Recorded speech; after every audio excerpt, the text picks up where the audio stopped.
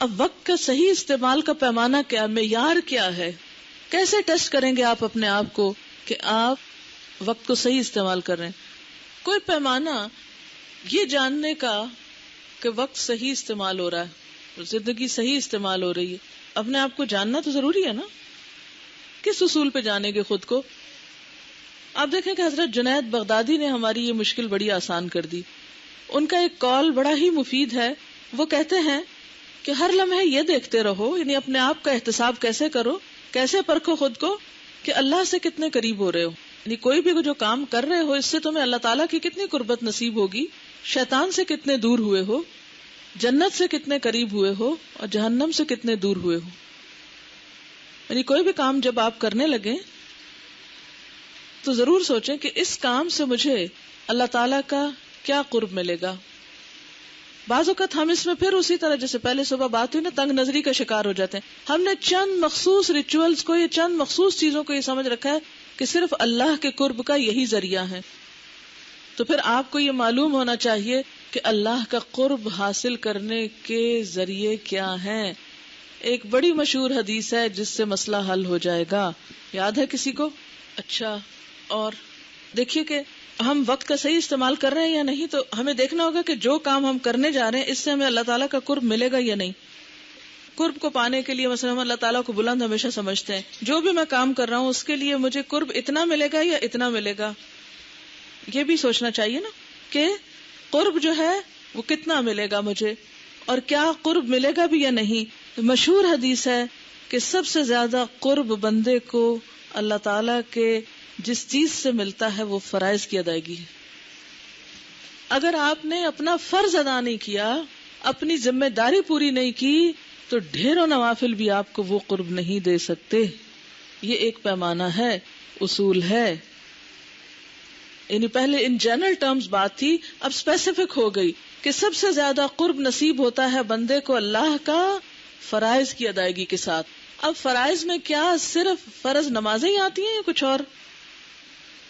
فرائض کی لسٹ آپ کو پتہ ہونی چاہیے. حقوق اللہ میں فرائض کیا ہے آپ کے، حقوق العباد میں فرائض کیا ہے آپ کے.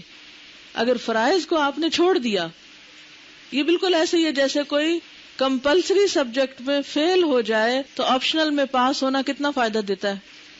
فرائض کو اگر آپ چھوڑ دیں گے، کمپلسری سبجیکٹ میں فیل ہو جائیں گے تو آپشنل سبجیکٹ میں پاس ہونے سے کوئی فائدہ نہیں ہے. ٹھیک ہے نا، اس سے آپ اگلی جماعت میں نہیں جا سکتے. فرائض کو پہچاننے میں آپ ایک لکیر لگا کے حقوق اللہ اور حقوق العباد بنائیے. حقوق اللہ میں فرائض کیا کیا ہیں؟ نماز، روزہ ادا ہو گئے پچھلے سارے، قضا، زکوٰۃ، حج، یہ حقوق اللہ میں سے فرائض کی لسٹ ہے. حقوق العباد میں سے بطور بیوی کیا فرائض ہیں، بطور ماں کیا فرائض ہیں، بطور طالب علم کیا فرائض ہیں. تو ہر چیز میں، ہر کام کے اندر کچھ کام فرض درجے کے ہوتے ہیں اور کچھ کام نفل درجے کے. فرض اور نفل کی موٹی سی دو تقسیمیں کر لیتے ہیں. اب ایک شخص محرم کا روزہ بھی رکھ رہا ہے، شوال کا روزہ بھی رکھ رہا ہے، اور پیچھے اس کی لمبی لسٹ ہے مینسز کے چھوڑے ہوئے روزوں کی. کیا کر رہا ہے وہ؟ فرائض چھوڑ کے نوافل ادا ہو رہے ہیں. تو سب سے پہلی جو پرائرٹیز ہیں ان کی تقسیم فرائض اور نوافل کے اعتبار سے کیجیے. کچھ لوگ نماز جلدی جلدی پڑھیں گے، کوئی خشوع و خضوع نہیں، کوئی اس میں طریقہ نہیں، جلدی جلدی سر سے اٹھائی پھینکی اور آ کے تقریر کرنے بیٹھ گئے. تو نماز کا کیا حال کیا آپ نے؟ اچھا، بعض لوگ شوہر کھانا مانگ رہا ہے، نفل پہ نفل پڑے جائیں گے. ہمیں وہ آج ٹیچر نے نفل کا بڑا فائدہ بتایا تھا. اس میں کوئی شک نہیں کہ فرائض کے بعد نوافل کی بڑی ویلیو ہے، حتیٰ کہ نوافل کی کثرت سے اللہ تعالیٰ کے اتنے قریب بندہ ہو جاتا ہے کہ اللہ تعالیٰ فرماتے ہیں میں اس کا ہاتھ بن جاتا ہوں جس سے وہ پکڑتا ہے، میں اس کا پاؤں بن جاتا ہوں جس سے وہ چلتا ہے، میں اس کا کان بن جاتا ہوں جس سنتا ہے. بہرحال مراد یہ ہے کہ پھر ایسے بندے کو اللہ تعالیٰ کی خاص تائید حاصل ہو جاتی. ٹھیک ہے نا. تو حقوق اللہ اور حقوق العباد میں فرائض کے درجے کو پرکھیے، ان کی ایک لسٹ بنا لیجئے. چیک لسٹ بنا سکتے ہیں آپ اپنے اپنے فرائض کی. مثلا اگر آپ کا کوئی پیشہ ہے، ڈاکٹر ہیں آپ، تو آپ کے فرائض میں کیا شامل ہے؟ مثلا ایک مریض کو دیکھتے ہوئے کیا آپ کا فرض بنتا ہے؟ یعنی جو ڈیوٹیز ہیں نا اچھا چلیے، اب میں فرض کو فرض نہیں کہوں گی، میں اس کو ڈیوٹیز میں لے آتی ہوں، ٹھیک ہے؟ کیونکہ کچھ لفظ ایسے ہوتے ہیں نا، جب تک وہ بولتے رہتے ہیں تو ہم ایک محدود اس میں سوچتے رہتے ہیں، جب ہم اس کو ذرا ریلیٹو ٹرم میں سوچتے ہیں تو پھر کیا ہے؟ ڈیوٹیز کیا آپ کی؟ ڈیوٹیز فرائض کے درجے میں آتی ہیں، ٹھیک ہے نا؟ اب وہ ڈیوٹیز جو ہیں وہ آپ کی بحیثیت ایک طالب علم کے کیا ہے، بحیثیت ایک استاد کے کیا ہے، کیا آپ کو معلوم ہے؟ بعض اوقات ہمیں اپنی ڈیوٹیز بھی پتہ نہیں ہوتی کہ ہماری ڈیوٹی ہے کیا. بحیثیت استاد کو نہیں پتا اس کی ڈیوٹی کیا ہے، بس وہ آ رہا ہے وقت پاس کر کے جا رہا ہے. بحیثیت طالب علم کے اس کو یہ نہیں پتا اس کی ڈیوٹی کیا ہے. کیا آپ کو بحیثیت طالب علم اپنی ڈیوٹیز پتا ہے؟ چلیے کوئی ایک بتائیے، کوئی ایک بتا دیجیے آج کیا ڈیوٹی ہے. ہاں، اپنے لیسن کو صحیح طور پر یاد کرنا اور جس وقت جس چیز کا ٹائم ہے اس کو اس کا حق دینا. کہیں ایسا تو نہیں ہوتا کہ آپ کی بیل ہو جائے، اور بیل تو خیر یہاں نہیں ہوتی، تکبیریں لگ جائیں اور آپ تھوڑا باہر ریلیکس کر رہے ہوں، ابھی چلتے ہیں سارا دن بیٹھنا ہی ہے، تھک جائیں گے. کیا اوقات کی پابندی، جیسے ابھی ایک بچی نے یہاں بات کی تھی کہ انہوں نے اوقات کی پابندی کے لیے ایک شعوری کوشش کی، کیا علم حاصل کرتے ہوئے مختلف کاموں کے جو اوقات کی پابندی ہے وہ ہماری ڈیوٹیز میں شامل نہیں؟ مثلا اگر آپ ہر روز اپنی ڈیوٹی میں سے 5 منٹ کم کر دیتے ہیں، ایک ہفتے میں کتنے منٹ ہو گئے؟ 35 منٹ. ٹھیک ہے، ایک مہینے میں کتنے گھنٹے ہو گئے؟ یعنی ایک دن میں 5 منٹ کی غفلت. ہمیں کوئی غفلت نہیں لگتی عام طور پہ، ہم کہتے ہیں 5 منٹ ہی تو لیٹ ہوں، کیا قیامت آ گئی. دیکھیے کہ جو جتنی بھی عبادات ہیں نا ہماری، یہ سب ہم کو پنکچوئل بنانے کے لیے بیسیکلی. مثلا روزہ 5 منٹ پہلے کھول لیں. نماز کے ٹائم میں کچھ ٹائمنگز تو مقرر ہے نماز کے، مگر فلیکسیبلٹی ہے تو 5-10 منٹ آگے پیچھے میں فرق نہیں پڑتا. اس لیے کچھ کام ایسے ہیں کہ جن میں اگر 5-10 منٹ آگے پیچھے ہو تو اتنا فرق نہیں پڑتا. لیکن کچھ عبادات ایسی ہیں کہ اگر آپ نے 1 منٹ بھی آگے پیچھے کیا تو فرق پڑ جائے گا. کچھ ایسے جن میں آپ دن آگے پیچھے نہیں کر سکتے. مثلا حج کا دن 9 ذوالحج ہی ہے، 10 کو نہیں آپ حج کر سکتے، 8 کو آپ حج نہیں کر سکتے، ہے نا. اور نماز میں دیکھ لیجئے، روزے میں دیکھ لیجئے، کیا شوال میں آپ رمضان منا سکتے ہیں؟ ساری قوم مل کے متفقہ فیصلہ کر لے کہ اب چونکہ روزے سردیوں سے نکل رہے ہیں تو ہمارا جی چاہتا ہے اسی میں رکھے جائیں، لہٰذا ہم پھر اگلے سال شوال میں روزے رکھیں گے، کیونکہ رمضان تو ذرا گرمی کی طرف آ گیا. نہیں کر سکتے آپ. You have to follow the time calendar. تو آپ دیکھیے کہ ہماری عبادات میں مہینوں کا تعین بھی ہے، دنوں کا تعین بھی ہے، گھنٹوں کا تعین بھی ہے، منٹس کا تعین بھی ہے. مہینوں کا تعین کس کس چیز میں ہے؟ رمضان میں، ذوالحج میں. دنوں کا تعین کس کس چیز میں ہے؟ 9 ذوالحج، جمعے کا دن، تاک راتیں، اور عید کا دن. اس دن روزہ نہیں رکھ سکتے آپ. عبادات میں عید کی نماز آپ 1 دن پہلے ہی پڑھ کے رکھ لیں، کل تو بہت مصروفیت ہوگی، آج ہی پڑھ کے رکھ لیتی ہیں. نہیں کر سکتے آپ. دنوں کا تعین، ٹھیک ہے نا. پھر گھنٹوں کا تعین، جیسے نماز اتنے بجے سے اتنے بجے تک، ٹھیک ہے. پھر منٹس کا تعین، جیسے روزہ کھولنے میں، ہے نا. تو اسی طرح جو آپ کے کچھ فرائض ہیں جن کے اندر ٹائم کی پابندی ہے، اوقات کی پابندی ہے، وہاں تو آپ کو پھر منٹس کا تعین کرنا پڑے گا. مثلا 8 بجے کلاس شروع ہوتی ہے تو 8 بجے کا مطلب 8 بجے آپ کو اندر ہونا چاہیے، یا نہیں؟ آپ روز 8:05 پہ آتی ہیں، کیا ہفتے میں آپ نے 35 منٹ لوز نہیں کیے؟ چلیے آپ کہیں گے نہیں ہم تو 7 دن نہیں آتے، 6 دن آتے ہیں. آپ غلط کیلکولیشن کر رہی ہیں. 6×5 30. اس کا مطلب ہے کہ ہفتے کے ٹائم ٹیبل میں صرف 5 منٹ روز لیٹ آنے والے نے آدھا گھنٹہ کم کر دیا. مہینے میں کتنے گھنٹے کم ہو گئے؟ مثلاً ایوریج 12 سے 15 گھنٹے. 12 گھنٹے کر لیں، 30 دن تو آپ نہیں آتے. 12 گھنٹے ایک مہینے میں، تو 12 مہینوں میں کیا آپ دوسروں سے پیچھے نہیں رہے؟ پھر بھی کیا آپ کے اعمال نامے میں کوئی کمی نہیں ہوئی؟ بتائیے. ہر روز 5 منٹ کلاس لیٹ شروع کرنا مثلا تجوید کی کلاس کا مجھے نہیں معلوم کیا ٹائم ہے آپ کا کیا نہیں، میں صرف مثال کے طور پہ بات کر رہی ہوں، کیونکہ ہماری قوم اجتماعی طور پر قصوروار ہے اس بات کی. اور پھر ہر شخص کا الگ الگ 5 منٹ، 300 لوگوں کے 5 منٹ کا مطلب کیا ہے؟ قوم کا اجتماعی وقت 300 لوگوں کے 5 منٹ کا کیا مطلب ہے؟ 1500 منٹ. قومی وقت میں آپ نے 1500 منٹ کی کمی کر دی. اجتماعی طور پر آپ دیکھیں تو سب میرا خیال ہے استاد بھی بیٹھے ہوئے ہوں گے یہاں، مجھے نہیں معلوم، لیکن استاد اور شاگرد سب کے لیے ضروری ہے کہ 5 منٹ کو حقیر نہ سمجھیں. میں جب دیکھتی ہوں، ابھی جب آپ لوگ اتر رہے تھے تو مجھے وحشت ہو رہی تھی کہ اتنا آہستہ کیوں اتر رہے ہیں. ینگ گرلز کہ جن کے گھٹنوں میں ابھی انشاءاللہ کوئی تکلیف نہیں ہے الحمدللہ، جن کا وزن میری طرح اتنا بھاری نہیں کہ انہیں سوچ سمجھ کے اترنا پڑے کہ ذرا پاؤں ٹوسٹ ہوا تو کچھ اور ہو جائے گا. ینگ گرلز، چلنے میں سستی، چلتے ہوئے کوئی مجاہدانہ چال نہیں، کوئی ایکٹیونیس نہیں، چہروں پہ ایک ایسی بیزار کن بعض اوقات کیفیت کہ مسکراہٹ نہیں. آخر کیوں؟ امنگیں رکھنے والے لوگ ایسے ہوتے ہیں، بیزار کن شخصیتیں. کیا ایک مسلمان کی تصویر واقعی ایسی ہوتی ہے؟ آپ ایک اچھے مسلم کو کیسے امیجن کرتے ہیں؟ کیا نقشہ آتا ہے آپ کے ذہن میں؟ اور سست چال چلے. آپ کا کبھی دل نہیں چاہتا کہ آپ ایکٹیو ہو کے چلیں؟ با مقصد انسان کی چال اور بے مقصد انسان کی چال میں بڑا فرق ہوتا ہے. با مقصد انسان کیسے چلتا ہے؟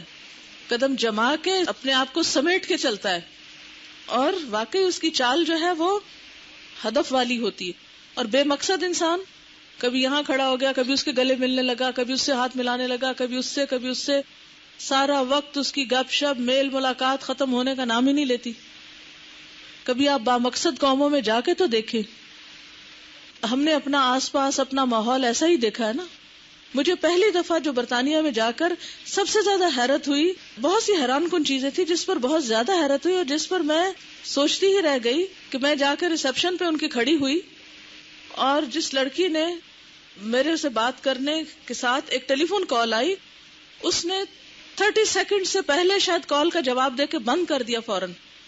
میں نے کہا اچھا ان کے ہاں فون بس اتنا ہی ہوتا ہے، ہمارے ہاں فون لگنے کا مطلب کیا ہے؟ پہلے سلام کرتے ہیں، پھر حال چال پوچھتے ہیں، پھر دوبارہ حال پوچھتے ہیں، پھر تھوڑی دیر کے بعد پھر حال پوچھتے ہیں، پھر اس کا. بعض اوقات مجھے وحشت ہونے لگتی ہے جب ایک ہی بات لوگ بار بار پوچھتے ہیں، پھر میں پہلے ہی کہہ دیتی ہوں سب بالکل ٹھیک ہے، آگے واٹ نیکسٹ. یعنی زندگی میں پہلی دفعہ، میرے خیال ہے میری عمر کوئی 28 ایئرز تھی یا کتنی تھی جب میں گئی ہوں، تو ان 28 ایئرز میں مجھے یہاں ایک بندہ ایسا نہیں ملا کہ جس نے ٹیلی فون پر بامقصد گفتگو کر کے اسی وقت فون بند کر دیا ہو. ہمارے ہاں تو رانگ کالز کی اتنی کثرت ہے کہ ایک طوفان معلوم ہوتا ہے، اور کوئی کام نہیں، کہیں کال ملا لو، گپ شپ شروع کر دو. ہماری زندگیوں کا تو مقصد یہ ہے. لوگ برا منا جاتے ہیں، کہتے وہ سمجھتے ہیں ہم بات نہیں کرنا چاہتے کسی سے، کیونکہ نہ ان کی زندگی میں کوئی مقصد ہوتا ہے، نہ وہ ہمارے مقصد کو پسند کرتے ہیں، نہ بامقصد ہیں نہ بامقصد رہنے دینا چاہتے ہیں. میں خود یونیورسٹی میں تقریباً 4 سال پیدل جاتی رہی ہوں.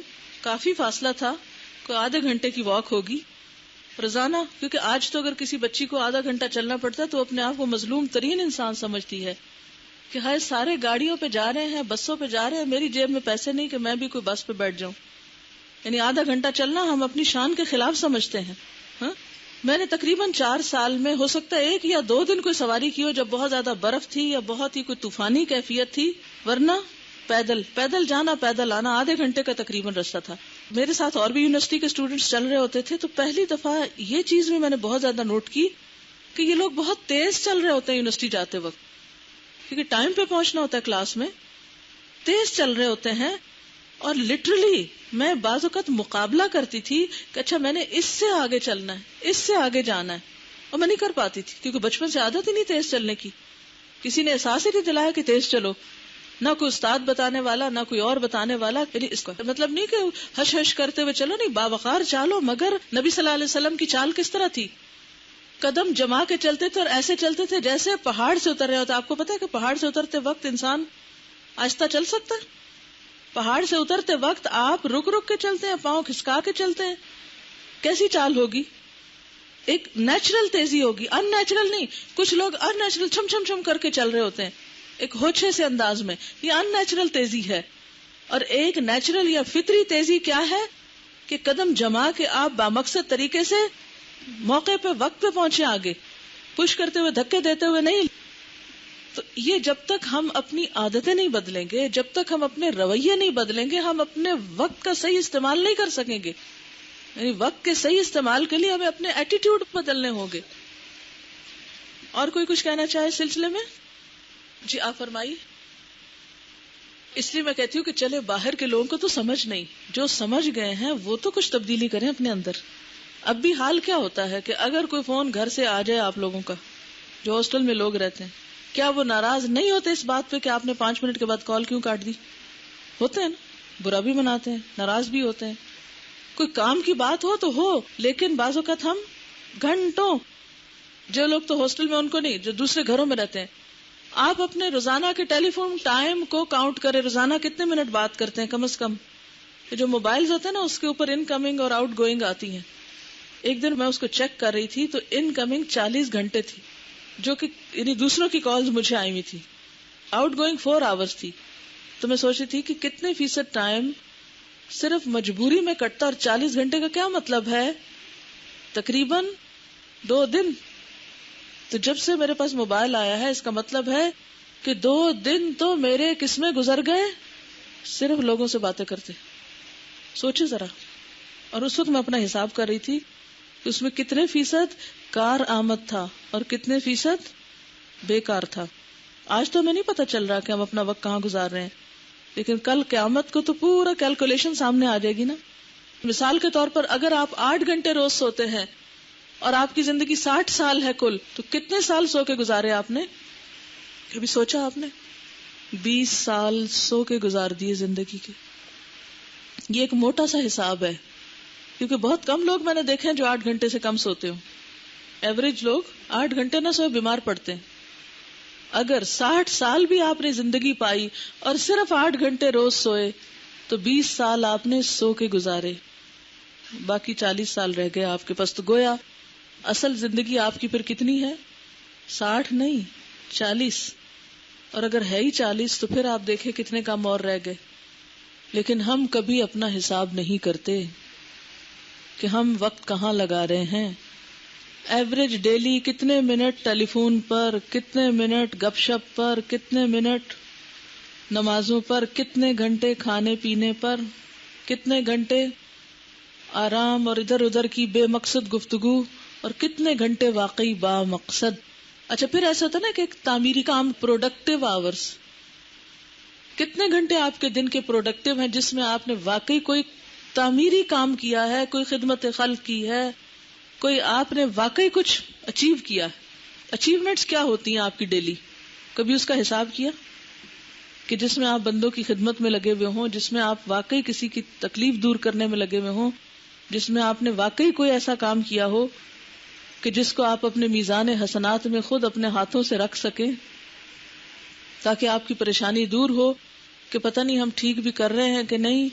یہ پریشانی کیوں ہے جو شروع میں گفتگو ہوئی تھی کہ یہ پریشانی ہے کہ پتہ نہیں ٹھیک بھی کر رہے ہیں کہ نہیں, اور پتہ نہیں قبول بھی ہوگا کہ نہیں. یہ گو مگو کی کیفیت آخر کیوں؟ یہ لا ادری اور مدہوشی کی کیفیت کے پتہ نہیں, تو پتہ ہونا چاہیے. لائف میں ایک ایٹیٹیوڈ ہوتا ہے لا ادری. ایک فرقہ تھا, یعنی لوگوں کا ایک گروہ تھا, تو وہ ان سے جو بات پوچھتے وہ کہتے ہم نہیں جانتے, ہمیں نہیں پتا. تو بات یہ ہے کہ ہمیں پتا ہونا چاہیے. کل قیامت کے دن جب اللہ تعالیٰ پوچھے کتنا رہ گیا, تو لوگ کہیں پتا نہیں, کوئی پتا نہیں. تو اس لا علمی سے نکلیے باہر, بے یقینی سے یقین کی طرف آئیے, شک سے یقین کی طرف آئیے. بالکل صحیح. اور ہو سکتا ہے ان کے لیے سوال بھی نیا ہو کہ یہ کیا سوال ہے, یہ کیوں پوچھ رہے ہیں. یعنی پہلی دفعہ ہو سکتا ہے کہ کوئی پوچھے گا اچھا یہ بھی کوئی بات ہوتی ہے.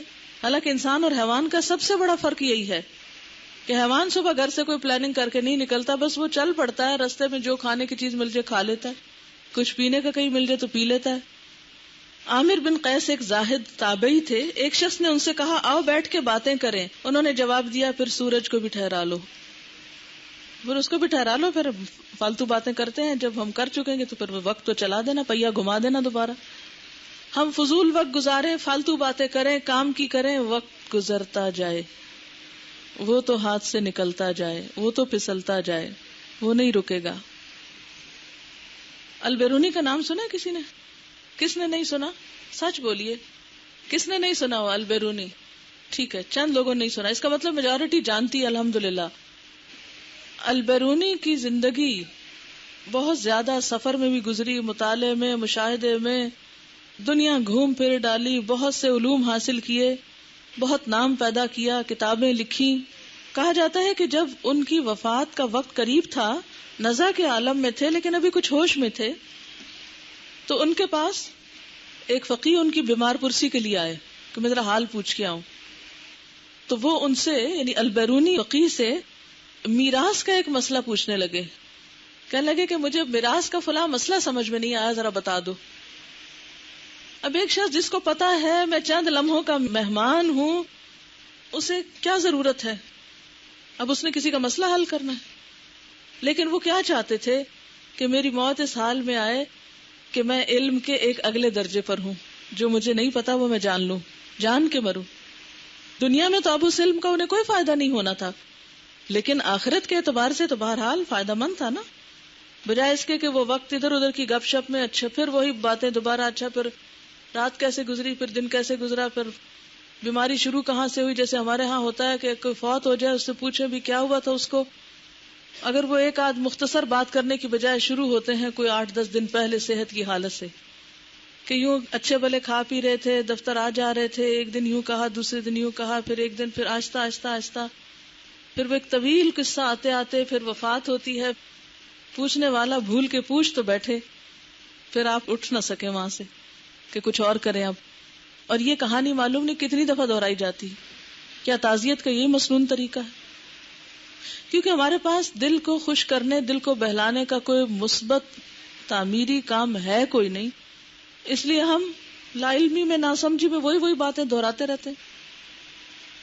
تو البیرونی جیسے لوگ موت سے چند گھڑیاں پہلے بھی واقعی مہد سے لحد تک علم حاصل کرتے ہیں۔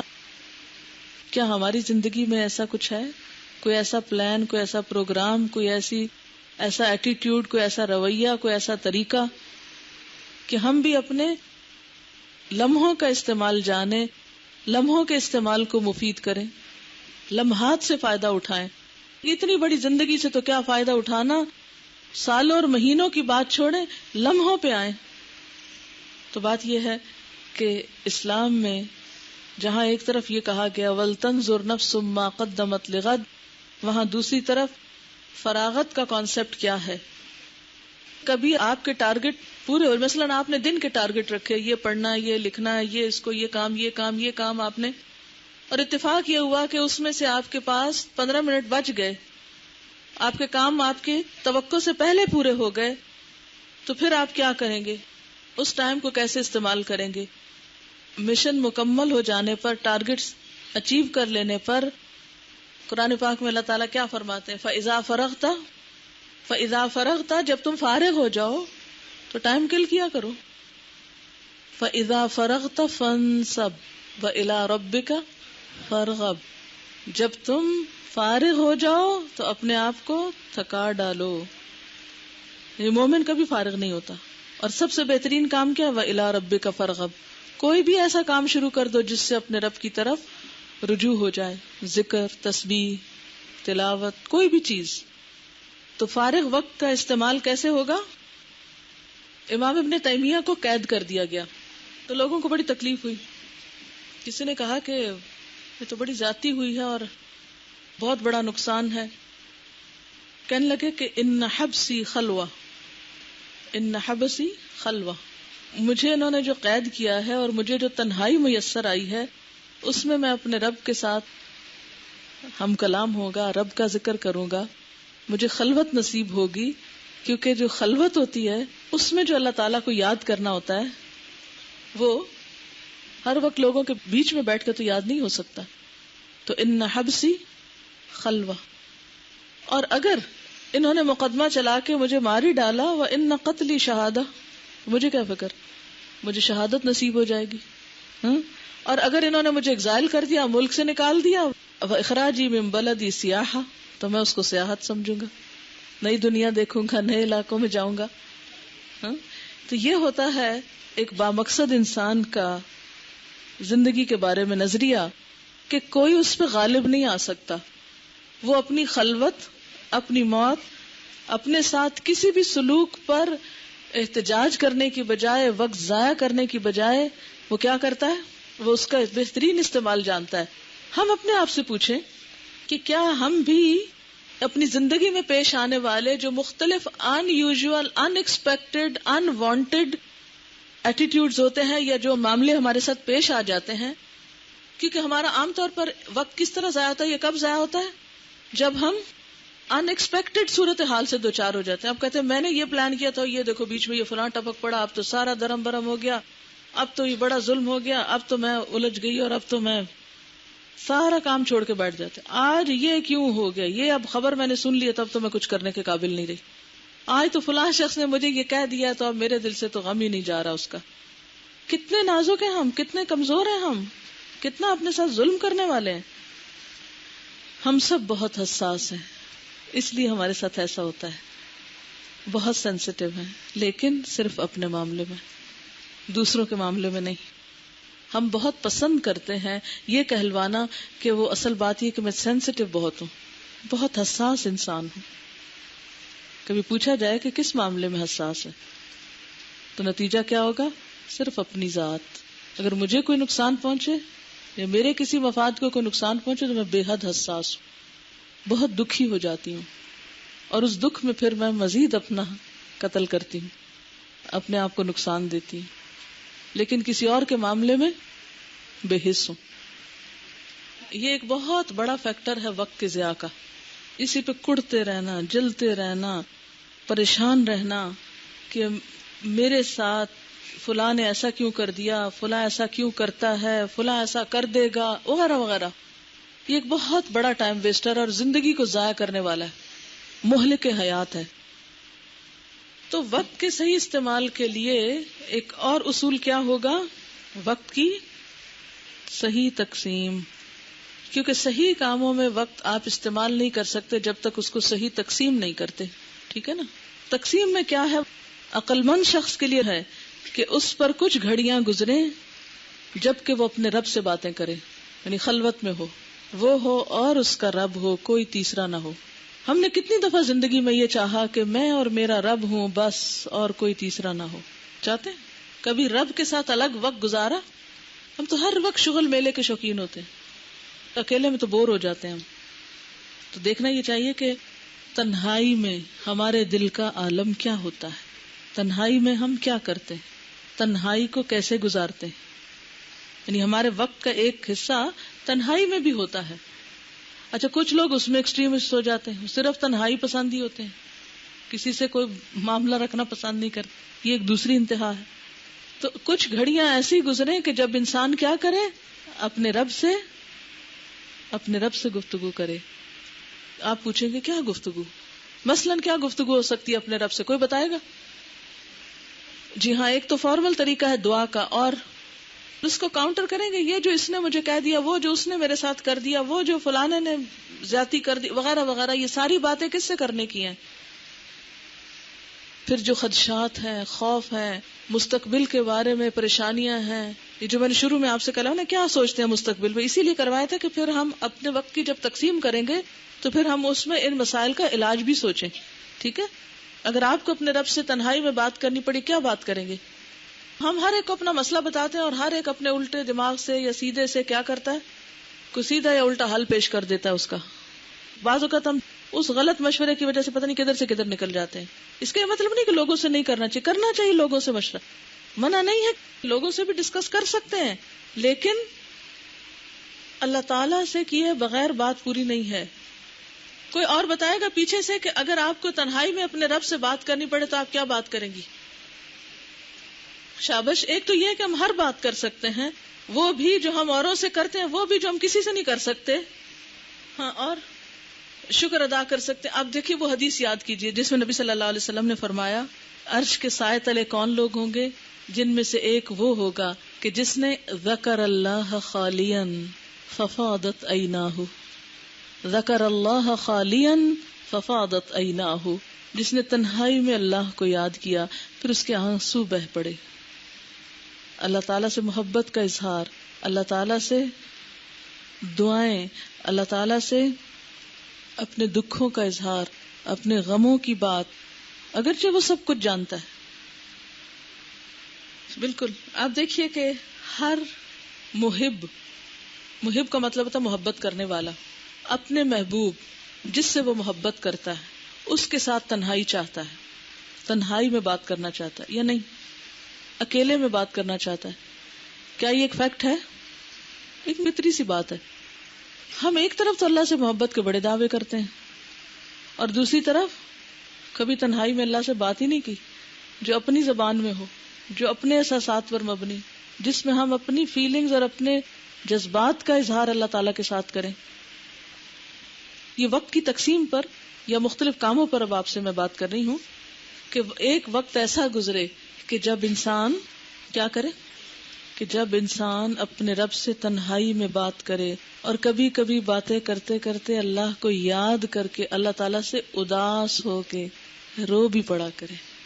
کیونکہ حدیث میں آتا ہے نا کہ جو اللہ تعالیٰ کی ملاقات کو محبوب جانتا ہے، اللہ تعالیٰ سے ملنے کا شوق رکھتا ہے، اللہ تعالیٰ بھی اس سے ملنا چاہتے ہیں. اور جو اللہ تعالیٰ کی ملاقات کو ناپسند کرتا ہے اللہ تعالیٰ بھی اس سے نہیں ملنا چاہتے. تو اپنی محبتیں، اپنے شوق، سرگوشیاں اپنے رب سے کیا کریں، پھر آپ دیکھیں گے کہ زندگی کا لطف پائیں گے. ہم کچے سہارے ڈھونڈتے ہیں، کبھی ادھر کبھی ادھر، پھر بتا بیٹھتے ہیں، الٹا اور ندامت ہونے لگتی. بتائے بغیر چین نہیں آتا، بتا چکتے ہیں تو بے چین ہو جاتے کہ نہیں. اکثر ایسے ہوتا نا، کیا فائدہ، اس سے اچھا تو نہ ہی کرتے. اور خاص طور پر اس وقت جب اگلا ہماری مرضی کا جواب نہ دے، اس وقت تو اور زیادہ پھر دکھ لگتا ہے کہ اس سے اچھا تھا نہ ہی بتاتے، اس کو تو بتانے کو کوئی فائدہ ہی نہیں ہو، اس پہ تو جو نہیں رنگی، اس نے تو حل ہی نہیں کیا میرا مسئلہ. شکوے شکوے شکوے، کڑواہٹ کڑواہٹ کڑواہٹ. یہ زندگی کی خوشیاں پانے کا راز ہے، کر کے تو دیکھ. پھر عقل مند شخص کے لیے ہے کہ کچھ گھڑیاں ایسی گزریں جب وہ اپنے آپ کا احتساب کرے، اپنے آپ کو کھنگالے پرولے، اپنا سیلف انالیسس کرے. سیلف انالیسس وہ کیسے ہوتا ہے؟ کوئی بتائے گا آپ میں سے؟ سیلف انالیسس کیا ہوتا ہے، کیسے ہوتا ہے؟ ہاں آپ فرمائیے. اصل میں ہم اپنے ساتھ بھی تو سچے نہیں ہوتے نا، غلط فہمیوں اور خوش فہمیوں کا شکار رہتے ہیں. اپنے اندر کوئی خامی ہم کو نظر نہیں آتی. آتی ہے کوئی خامی؟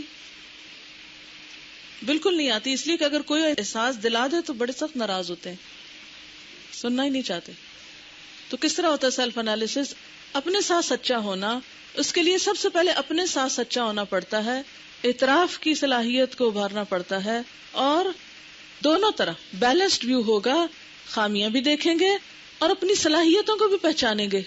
کیا کر سکتی ہوں میں، کیا صلاحیت اللہ نے مجھے دی ہے، کیونکہ اپنے آپ کو پہچاننا بے حد ضروری ہے. اگر آپ اپنی صلاحیتوں کو پہچانیں گے نہیں تو ان کو صحیح استعمال بھی نہیں کر سکتے. اور کیا کریں گے؟ اور کیسے کریں گے اپنا احتساب؟ اپنا احتساب کیا چیز ہوتی ہے؟ دیکھیے میں اس لیے بار بار آپ سے پوچھ رہی ہوں کہ آپ کا ذہن کھلے کام کرنے لگے، ورنہ تو آپ اس میں عمل ہی نہیں کر سکتے. کہ کر سکتے ہیں، اگر آپ کو کرنا ہی نہیں آتا تو آپ کریں گے کیا؟ صرف سن کے گھر چلے جائیں گے، کیا فائدہ ہوگا؟ یہ تو اس لیے سن رہے ہیں نا کہ اس پہ ہم نے عمل کرنا ہے. تو اپنا سیلف انالیسس کرنے کے لیے سب سے مفید ترین وقت جس میں آپ کا دل آپ سے سچ بولے گا وہ رات کی تنہائی ہے. جب سوتے ہوئے آنکھ کھل جائے اپنی، کبھی کھلی ہے سوتے سوتے آنکھ؟ اس وقت کبھی دل پکارا ہے آپ کو، کچھ بتاتا ہے آپ کا دل، آپ کی ضمیر بتاتا ہے آپ کو اپنی کوئی غلطی؟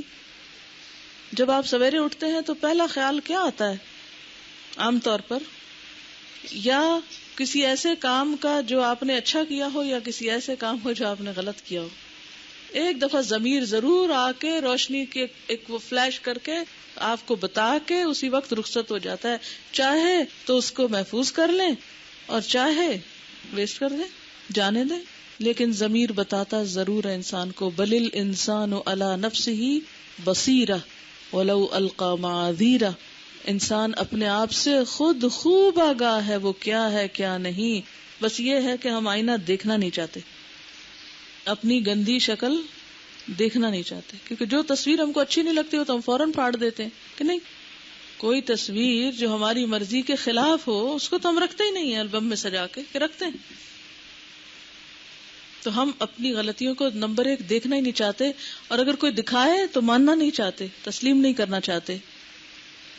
تو پھر کیا کرنا ہوگا؟ آپ ایسا کریں نا، ایک چھوٹی سی پرسنل ڈائری بنائیں، چھوٹی بالکل، جس میں وہ باتیں لکھیں جو آپ نے اپنے رب سے کرنی ہے، جس میں وہ باتیں لکھیں جو آپ کے اندر خرابیاں ہیں، وہ چیزیں لکھیں جو آپ کرنے کے قابل، اپنی صلاحیتیں لکھیں. بے شک وہ صرف ایسی ہو کہ جو آپ ہی کو پتا ہو، کوئی اور نہ پڑھے اس کو، جس میں آپ سچ لکھ سکیں. ہاں، اپنا نام نہ لکھیں. کچھ نہیں ہوتا، ایسی کیا بات ہے. ہم ڈائری میں لکھ رہے ہیں، لوگ ویسے ہی جانتے ہیں ہم کو. ہم ڈائری چھپا رہے ہیں، لوگوں کو ویسے ہی پتا ہے کہ ہم کیا ہیں، کہ ڈائری پہ لکھ کے زیادہ تھوڑی نظر آئیں گے. اس کو تو پتا ہے، اس کے ساتھ ہمیں خود بھی پتا ہونا بے حد ضروری. چلیے، ایسی گھڑی جب کہ وہ خدا کی تخلیق میں غور کر رہا ہو، کائنات میں غور و فکر، اللہ کی کریشن میں غور و فکر، یہ کیسے کریں گے؟ چلیے اس کا بھی تھوڑا سا طریقہ جان لیتے ہیں نا، تاکہ وقت کا صحیح استعمال ہو. ایسا نہ ہو ہم غور و فکر پتے میں کر رہے ہوں اور پہنچ جائیں ہم کسی اور جگہ. بظاہر لگ رہا ہو ظاہریت میں کہ ہم پتے میں غور کر رہے ہیں، دماغ ہمارا کہیں اور ہو، تو یہ بھی تو خود کو دھوکہ دینے والی بات ہو کہ کیسے کرتے ہیں کائنات میں غور و فکر. ہاں، اس کے لیے قرآن آپ کو سپورٹ دیتا ہے، وہ آپ کی نگاہ کا اینگل بدلتا ہے. لیکن ہر شخص کے غور و فکر کا لیول فرق ہوگا، یہ یاد رکھیے. جو شخص جتنا میچور ہوگا، جتنی اس کی عقل نشو نما پائی ہوئی ہوگی، اتنا ہی اس کا غور و فکر کا لیول ہائی ہوگا. اس کے لیے بے حد ضروری ہے کہ آپ کے پاس دنیا کا علم بھی ہو، لیکن صرف دنیا کا علم کافی نہیں، اس کے ساتھ قرآن کا علم. قرآن میں 1000 سے زائد آیتیں ہیں جو آپ کو غور و فکر کے بارے میں دعوت دیتی ہیں. لیکن ایک ہوتی ہے سطحی نظر، جس کو ہم آئی سائٹ کہتے ہیں، سطحی نظر. اب اس وقت میں آپ کو دیکھ رہی ہوں، آپ مجھے دیکھ رہے ہیں، ہم کیا یوز کر رہے ہیں؟ آئی سائٹ سے دیکھ رہے ہیں. اور ایک ہوتی ہے ان سائٹ، تیسری آنکھ. کیا ہوتی ہے تیسری آنکھ؟ اس کو کون سی نگاہ کہتے ہیں؟ بصیرت کی نگاہ. تو اللہ تعالیٰ فرماتے ہیں ھذا بصائر للناس، یہ بصیرت کی روشنیاں ہیں لوگوں کے لیے، بصیرت والوں کو یہ باتیں سمجھ میں آئیں گی. بہت سے لوگ، انسانوں کی اکثریت صرف آئی سائٹ سے دیکھتی ہے، ظاہر پرست ہے، صرف اوپر سے دیکھے گی، پتے کی یہ رنگت ہے، پتے کی یہ فارم ہے، پتے کی یہ شکل ہے، پتے کی یہ خوشبو ہے، اور بس. اور کچھ لوگ جو اس سے آگے جانتے ہیں کہ سبز رنگ کیسے بنتا ہے، چمک کیسے آتی ہے، خوشبو کہاں سے آتی ہے، ان کا لیول تھنکنگ کا کچھ اور ہوگا. کچھ اور جو اس سے آگے اس کے خواص اور فائدے جانتے ہیں، ان کا لیول کچھ اور ہوگا. وہ اور گہرائی میں ڈوب کے سبحان اللہ کہیں گے. جتنی زیادہ آپ کے اندر گہرائی ہوگی اس کام کے لیے، اتنی ہی ٹھک کے اللہ کی پہچان آئے گی. وہ دل کے اندر سے، دل کا ایک کور ہوتا ہے نا، وہ سواد القلب جس کو عربی میں کہتے ہیں، وہ اندر کا نقطہ. اب تو مجھے ایک دن میری اسٹوڈنٹ ہے تو وہ میڈیکل ڈاکٹر ہیں، تو بتا رہی تھی کہ ہارٹ کے بالکل اندر فزیکلی بھی ایک نقطہ ہوتا ہے جس سے ہارٹ کی تخلیق شروع ہوتی ہے، یا ایک سینٹر ہوتا ہے. تو وہ جو سواد القلب ہوتا ہے نا، دل کے اندر کا ایک نقطہ، وہ ایک تیسری آنکھ ہے. دل کی آنکھ سے دیکھتا ہے بندہ. جیسے آپ صلی اللہ علیہ وسلم فرماتے تھے نا، میری آنکھیں سوتی ہیں، میرا دل جاگتا ہے. پیغمبروں کو تو یہ چیز ہائیسٹ لیول پہ نصیب ہوتی ہے کہ ان کی بظاہر آنکھیں سو بھی جائیں تو ان کا دل نہیں سوتا، کیونکہ اصل موت کیا ہے؟ دل کی موت. ہم لوگوں کی آنکھیں کھلی ہیں مگر دل مردہ ہے. مشکل یہ ہے. تو جب تک دل نہ جاگے بات نہیں بنے گی. تو وہ دل کی جو بصیرت ہے، دل کی جو روشنی ہے، دل کی نگاہ سے جو دیکھنا ہے، وہ کیسے دکھائی دیتا ہے، وہ کیسے ہوتا ہے، اس کا طریقہ کیا ہو. کیونکہ بہت سے لوگ امیچور باتیں کرتے رہتے، اوپر ظاہری سطحی جو بس اوپر نظر آتا ہے، صرف انہی چیزوں کو سنوار کے کہتے ہیں بس سب ٹھیک ہے. ڈیپتھ نہیں ہوتی ان کی، نہ بات میں ڈیپتھ ہوتی ہے، نہ ان کی تھنکنگ میں ڈیپتھ ہوتی ہے. اور اسی طرح شکر میں بھی ان کے ڈیپتھ نہیں ہوتی. غم اور فکر کا مقابلہ بھی ڈیپتھ کے ساتھ نہیں کر سکتے. پھر وہ چھوٹی سی بات پہ آؤٹ آف کنٹرول، چھوٹی سی بات پہ پریشان حال، چھوٹی سی بات پہ ناراض، چھوٹی سی بات پہ خوش، کیونکہ وہ اتلے ہیں نا، شیلو، نیچے تک نہیں جاتے. لیکن یہ ایک فطری اصول ہوتا ہے نا، اس لیے ہر جگہ ہر کلام میں کچھ نہ کچھ اس کا مل جاتا ہے. علامہ اقبال کا شعر بتا رہی ہیں، ظاہر کی آنکھ سے نہ تماشا کرے کوئی. تماشا کا مطلب ہوتا ہے دیکھنا چیزوں کو، یعنی تماشا وہی ہوتا ہے نا جو سطحی طور پہ دیکھنا ہوتا ہے. ظاہر کی آنکھ سے نہ تماشا کرے کوئی، ہو دیکھنا تو دیدہ دل وا کرے کوئی. یعنی اگر دیکھنے والے بننا چاہتے ہو تو دیدہ دل، وہ دل کی آنکھ سے دیکھنا شروع کرو. قرآن بندے کی نگاہ کا زاویہ بدل دیتا ہے، پیراڈائم شفٹ ہو جاتا ہے نا.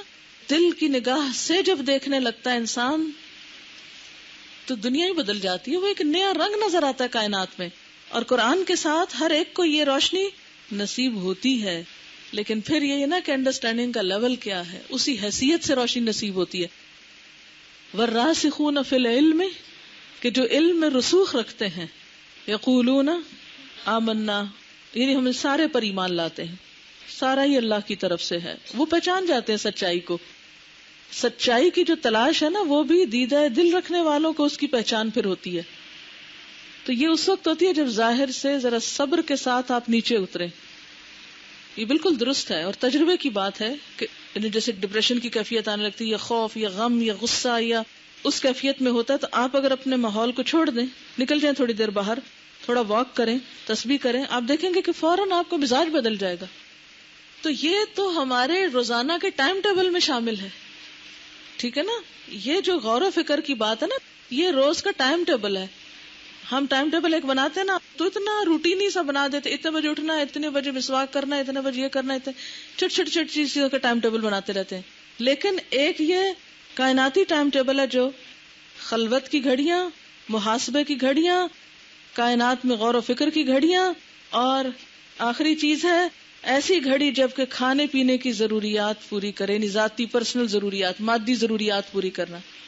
ٹھیک ہے، تو یہ 4 کام آپ نے لکھ لیا اپنے. یہ جو کھانے پینے کی بات ہے نا، یہ ساری ذاتی ضروریات پر شامل ہے. ذاتی ضروریات، اللہ تعالی کے ساتھ خلوت، اور کائنات کے ساتھ تعلق، نیچر کے ساتھ ایک گہرا تعلق. اس سے دیدہ بینا اندر آئے گا. اور اس کے لیے آپ کو پتا ہے کہ پھر میں آپ کو ایک اور طرف تھوڑی سی توجہ دلاؤں گی، انشاءاللہ زندگی رہی تو کبھی اس موضوع پر مزید تفصیل سے بھی گفتگو کروں گی، کہ متوازن پرسنالٹی نہیں پیدا ہو سکتی جب تک 4 چیزیں آپ کے اندر نہ ہوں. انسان مجموعہ ہے جسم، روح، جذبات اور عقل کا، یا جسم، روح، نفس اور عقل. ٹھیک ہے، اگر آپ صحیح کھائیں گے نہیں، صحیح سوئیں گے نہیں، نہائیں گے نہیں، اپنے جسم کا صحت کا خیال نہیں کریں گے، تو آپ کے لیے چاہے جتنے مرضی خوبصورت گولڈن ٹائم ٹیبل بنا کے رکھیں، کچھ نہیں کر پائیں گے. اسی طرح اگر آپ کی عقلی نشو نما نہیں ہو رہی، میچورٹی کا لیول نہیں ہے آپ کے اندر، تو آپ کو چھوٹی چھوٹی چیزیں اریٹیٹ کرتی رہیں گی. چھوٹی سی بات پہ غصے میں آ گئے، چھوٹی سی بات. عقلی نشو نما بے حد ضروری، میچورٹی بے حد ضروری ہے، اور وہ آتی ہے وسعت مطالعے سے، کائنات میں غور و فکر سے. میں یہ چاہوں گی کہ صبح کی جو آپ کی اسمبلی ہوتی ہے، اس میں اگر آپ میں سے بہت سے لوگ اپنی سیلف سٹڈی کے ساتھ نئی چیزیں لا کر روز شیئر کریں، تو اس سے آپ کے اندر ایک عقلی پختگی مزید آئے گی. نہ قرآن پاک کی آیت لانی ہے آپ نے، نہ حدیث لانی ہے، اس کے علاوہ باقی چیزیں لا سکتے ہیں، چاہے تاریخ میں سے ہو، چاہے سائنس میں سے ہو، چاہے موجودہ حالات میں سے ہو، چاہے کسی اور تحقیق کے بارے میں ہو، جسے جنرل نالج آپ ایک عام سا سادہ لفظوں میں کہہ سکتے ہیں. کیا جنرل نالج کی ضرورت ہے کچھ کہ کوئی نہیں؟ اپنے ماحول سے آگہی کی ضرورت ہے کہ کوئی نہیں؟ دنیا سے واقفیت کی کوئی ضرورت ہے کہ کوئی نہیں؟ اب آپ کہیں گے یہ کیسی اسلام کی ٹیچر ہیں، کہتی ہیں اسمبلی میں قرآن کی آیت نہیں لانی اور حدیث نہیں لانی. ہاں کیوں؟ سارا دن الحمدللہ آپ قرآن پڑھتے ہیں، سارا دن آپ حدیث پڑھتے ہیں. مشکل یہ ہوتی ہے کہ جب ہم قرآن اور حدیث پڑھنے لگتے ہیں تو نہ ہم اخبار پڑھتے ہیں، نہ ہم ٹیلی ویژن دیکھتے ہیں، کیونکہ ہم ان سب چیزوں کو پھر وقت ضائع کرنا سمجھتے ہیں، نہ ہم کوئی اور مطالعہ کسی کتاب کا کرتے ہیں، نہ کچھ اور دیکھتے ہیں. یہی وجہ ہوتی ہے کہ پھر ہم اس لائق نہیں ہوتے کہ دنیا والوں کی رہنمائی دین کی روشنی میں کر سکیں. وہ تو ڈوبے میں دنیا میں اور آپ ڈوبے میں دین میں. وہ کون ہو جو ادھر اور ادھر کے بیچ میں برج بنائے کہ دونوں کو، دین کو دنیا کے لیے عام کرے، دنیا والوں کی مشکلات اس دین سے حل کرے. ہاں تو اس لیے کبھی آپ نے سوچا نہیں کہ کیا وجہ ہے کہ جو لوگ دنیا میں ہیں وہ دین سے بھاگے ہوئے ہیں، جو دین میں ہیں وہ دنیا سے بھاگے ہوئے ہیں، وہ اس سے بدگمان ہے، وہ اس سے بدگمان ہے. تو کیا ہم دین اس لیے پڑھ رہے ہیں کہ بس صرف خود اس میں پورے کے پورے ڈوب جائیں اور پھر بھول جائیں کہ اور کس حال میں ہیں، جنت میں جا رہے ہیں کہ جہنم میں جا رہے ہیں، جہاں مرضی جائیں.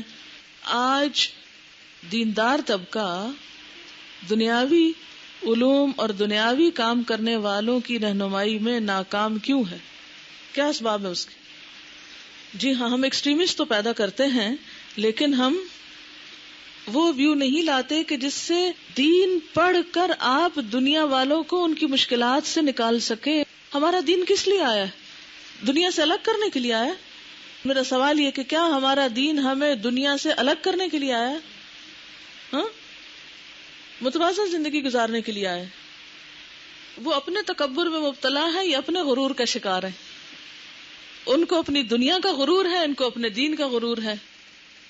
بہت اعتراض یہ ہوتا ہے کہ قرآن پاک کی انٹرپریٹیشن آج کے دور کے حساب سے آپ نہیں کرتے، اس لیے وہ سمجھ بھی نہیں آتا. تو اللہ کی کتاب تو آؤٹ ڈیٹڈ نہیں ہے، قصور تو مسلمان کا ہے جس نے دنیاوی علوم سے بھی سستی کے مارے اور اپنی نااہلی کے باعث یا اپنے اس ویژن کی کمی کے باعث یا وہ ٹنل ویژن کی وجہ سے بس وہ ایک ہی سوچ کا ہو کے رہ گیا اور اس نے دوسری طرف نہیں دیکھا.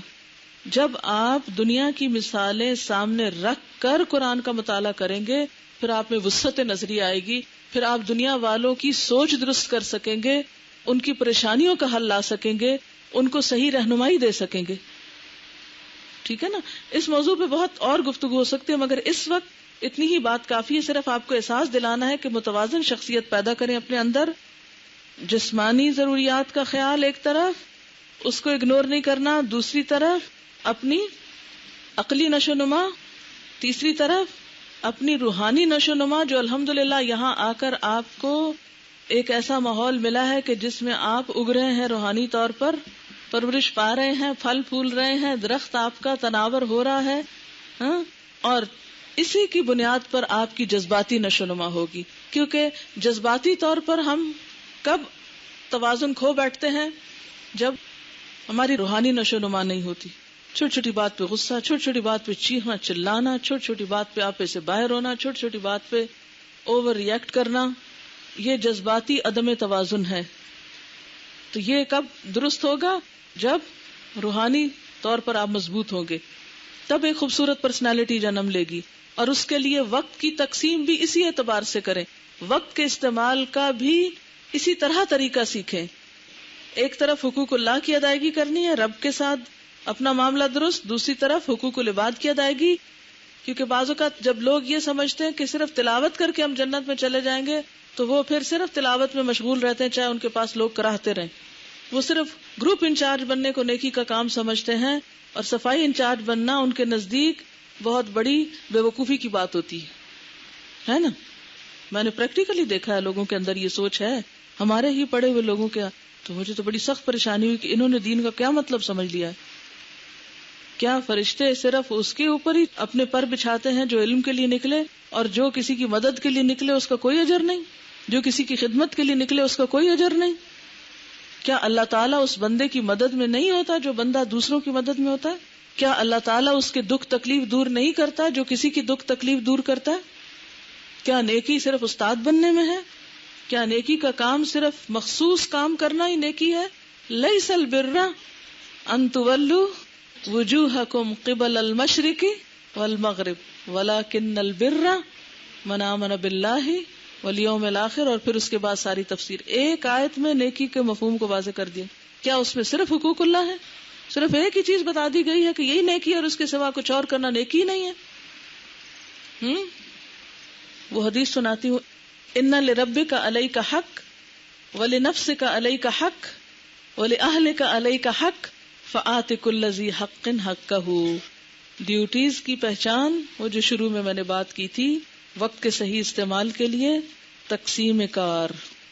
وقت کے اوپر ہم نے بات کی. اب یہ کہ وقت کی تقسیم اور وقت کے صحیح استعمال کے بارے میں ہمیں کس طرح اپنی پلاننگ کرنی ہے تاکہ ہمارے اندر ایک سینس آف اچیومنٹ تو ہو، لیکن ہم بیکاری کا یا بددلی کا یا افسوس اور حسرت کا شکار نہ ہو، تاکہ اپنے مختلف جو رولز ہیں ہمارے اور گولز ان کو پورا کر سکیں، اپنی تخلیقی صلاحیتوں، اپنی جسمانی، روحانی، عقلی نشو و نما، اپنے معاشرتی تعلقات، ان سب چیزوں میں ایک بیلنس قائم کر سکیں.